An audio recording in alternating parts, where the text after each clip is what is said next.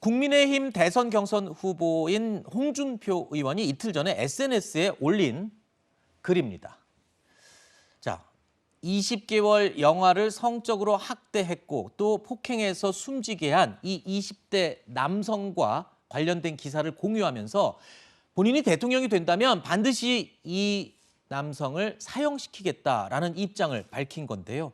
홍 의원뿐만 아니라 이 사건에 많은 분들이 충격을 받고 분노하고 있는 건 사실일 겁니다. 자, 사망한 20개월 아이의 외할머니도요. 이틀 전 한 방송 인터뷰를 통해서 울분을 토해내기도 했습니다. 이유도 그게 없이. 사람입니까? 악마보다 더한 악마예요. 그리고 제가 어디 잠깐 시장 갔다 온 사이에 예.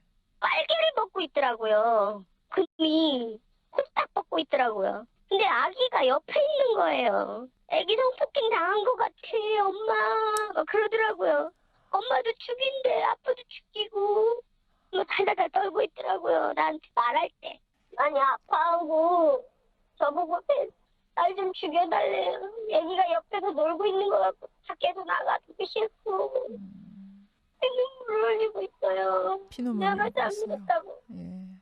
다시는 이런 일이 없도록 철저히 조사 좀 해주세요. 예.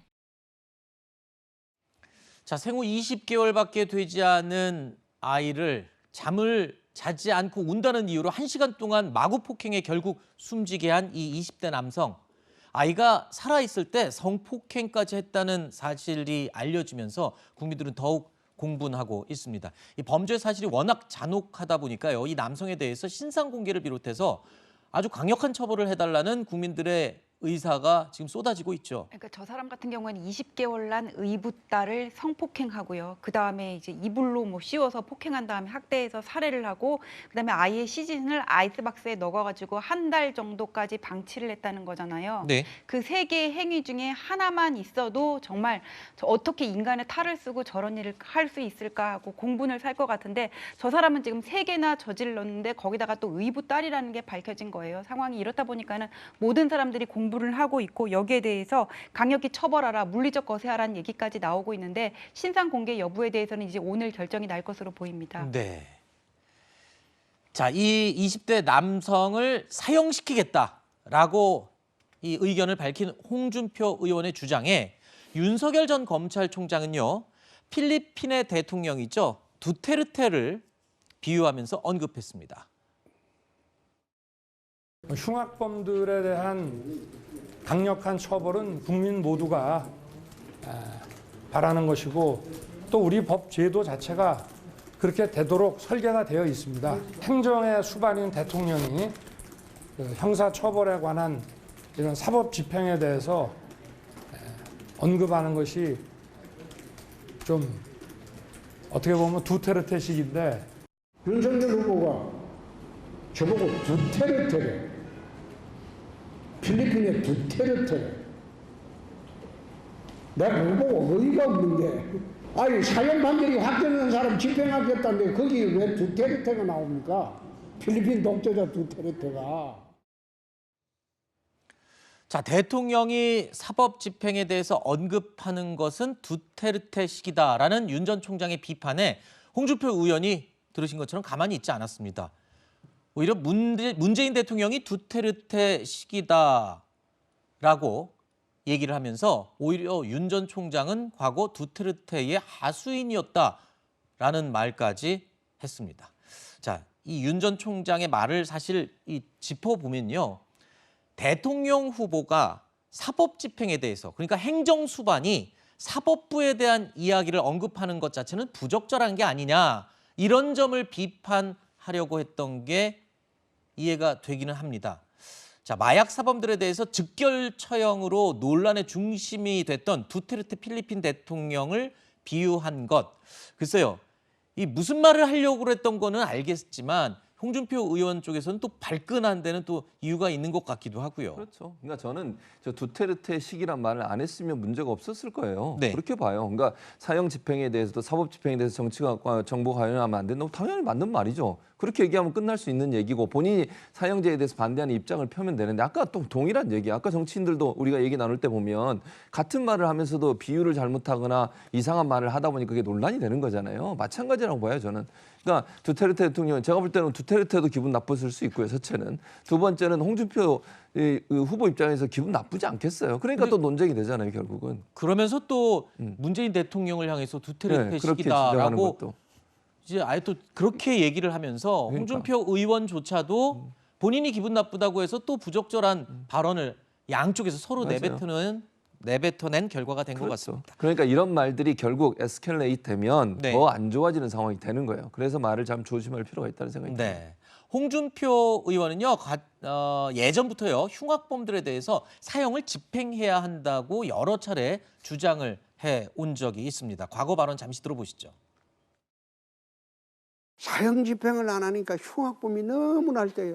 지금 사형 흉악범 집행이 안 되니까 유영철이, 강호성이 그런 엽기적인 연쇄살인이 계속 나고 그 사람들이 죽은 피해자는 어떡하고 수십 명의 피해자는 국유자들은 어떡하고 이게 앉아서 그 멀쩡히 앉아서 교도소에서 국가에서 밥 먹이고 하는 게 옳습니까? 흉악범과 반인륜 사범은 반드시 사형 집행하는 것이 맞다는 그런 생각을 늘 갖고 있었습니다.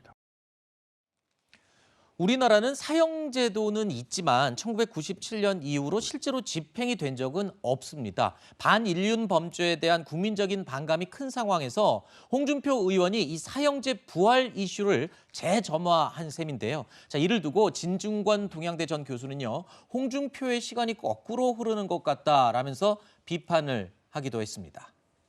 자, 홍준표 의원의 사형제 부활 주장을 두고요, 일각에서는 속이 시원하다라는 반응도 있습니다. 하지만 또 다른 쪽에서는요, 대선 주자로서는 신중하지 못한 발언이 아니냐, 이런 얘기도 있거든요. 근데 저는 그냥 제 순수한 개인적인 생각을 말씀을 드리면 우리나라가 사형제도가 지금 사실상 폐지된 것이지 폐지된 국가는 아닙니다. 네. 사형 선고도 내려지죠. 네. 말 그대로 집행만 되지 않을 뿐인데 네. 그 과정에서 또 많은 대중들은 사형 집행하는 게 옳다라고 말씀하신 분도 있고요. 네. 그에 대해서 대선 주자가 나의 생각은 이렇다 정도 얘기하는 건 저는 개인적으로 크게 문제는 아니라고 생각을 합니다. 네. 지금 물론 진중권 교수가 얘기하는 것은 이제 사형제도라는 게 전 세계적으로 보면 이제 많이 없어져가는 추세죠. 네. 그러니까 이게 다시 이제 그러니까 과거로 회귀한다는 그런 얘기를 하신 것 같고, 또 사형을 실제로 집행하려면 국민들 공론화 과정도 거쳐야 그렇죠. 될 것이고, 이런 과정을 다 거치지 않은 채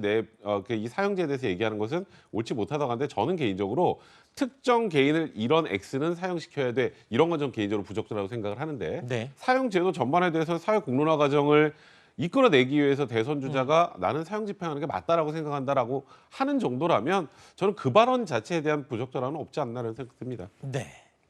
자, 윤석열 전 총장의 이 두테르테식 비유에 당사자인 홍준표 의원뿐만 아니라요, 유승민 전 의원도 한마디를 또 보탰습니다. 홍준표 의원이 두테르테라면 문재인 권력의 칼 노릇을 했던 윤석열 전 총장은 뭐라고 하냐라면서 비판 행렬에 같이 동참을 했는데요.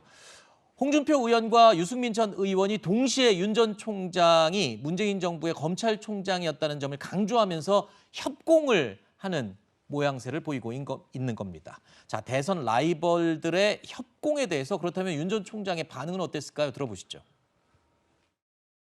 얘기만 한마디 하면 뭐 다들 볼 때처럼 말씀을 하시는데, 제가 공직에 있으면서 법과 원칙에 따라 소임을 다 했고, 제가 총장 시절에 했던 그 수사와 그 지휘에 대해서 다들 많은 격려와 칭찬을 해 주셨던 분들이라고 생각을 합니다. 그분들이 왜 그렇게 입장이 바뀌었는지는 국민들께서 좀 판단 잘 하실 것으로.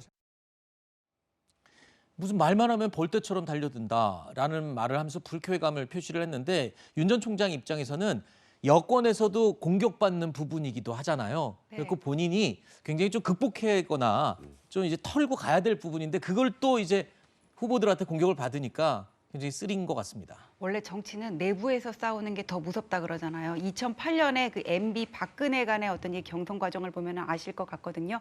이게 사형제 폐지 문제는 대선 후보 토론 간에 이 사회의 논의를 모아야 될 문제일 수는 있어요. 근데 이게 갑자기 두트르테에서 하수인으로 가고 벌떼로 가니까는 이게 말꼬리 잡고 늘어지기 식의 이런 코미디가 돼버리고 말았는데 과연 정말 야당이 정권 교체를 원하고 내가 대통령이 되겠다고 생각을 하면은 저렇게 가다가 본선에서 다시 이렇게 되돌아오거든요. 저런 것들이 하수인 얘기한 게 하수인이 왜 나왔냐 이렇게 공격 안 하겠어요. 여권에서 원한다면은 좀 자제를 하고 정책 논증식으로 가야 되는데 이거를 가지고 사형제 폐지에 관해서 어떤 찬반 토론을 했으면 차라리 맞았잖아요. 네. 텔레비에 나오는 게 목적이 아니라면은 서로 간에 좀 자제를 하셨으면 좋겠다 그런 생각은 네. 드는데 쉽지는 않을 것 같습니다. 알겠습니다.